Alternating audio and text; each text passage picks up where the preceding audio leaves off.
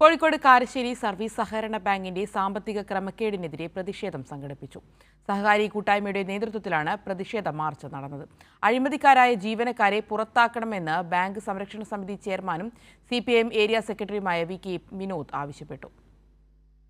UDF government അധികാരത്തിൽ വന്നതോടെ കാരശ്ശേരി ബാങ്കിന്റെ അഡ്മിനിസ്ട്രേറ്ററായി വന്നയാളുടെ നേതൃത്വത്തിൽ ബാങ്കിനെ നശിപ്പിക്കുന്ന സമീപനമാണ് സ്വീകരിക്കുന്നതെന്ന് ആരോപിച്ചാണ് ബാങ്കിലേക്ക് സംരക്ഷണ സമിതിയുടെ നേതൃത്വത്തിൽ മാർച്ച് സംഘടിപ്പിച്ചത്.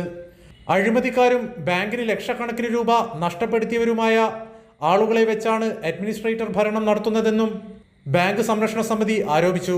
കോഴിക്കോട് കാരശ്ശേരിയിലെ ജനങ്ങൾക്ക് ആശ്രയിക്കാൻ കഴിയുന്ന ബാങ്കിനെ സാമ്പത്തികമായി തകർക്കാൻ ശ്രമിക്കുകയാണെന്നും സമരക്കാർ പറഞ്ഞു.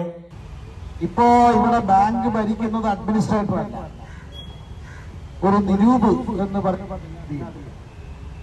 നിരൂപ് ഇവിടുത്തെ ഒരു പാലായി ബ്രാഞ്ചിലെങ്ങാണ്ടുള്ള ഒരു ഉദ്യോഗസ്ഥനാണ്. അയാളെ സംബന്ധിച്ച് ഇപ്പൊ ചില വാർത്തകൾ പുറത്തു വന്നിട്ടുണ്ട്. അയാളാണ് അഡ്മിനിസ്ട്രേറ്ററെ കൊണ്ടുപോകുന്നതും കൊണ്ടുപോയാക്കുന്നതും തിരിച്ചു കൊണ്ടുപോകുന്നതും. അഡ്മിനിസ്ട്രേറ്റർ എന്ത് ചെയ്യണമെന്നൊക്കെ തീരുമാനിക്കുന്ന ആളാണ് നിരൂപ്.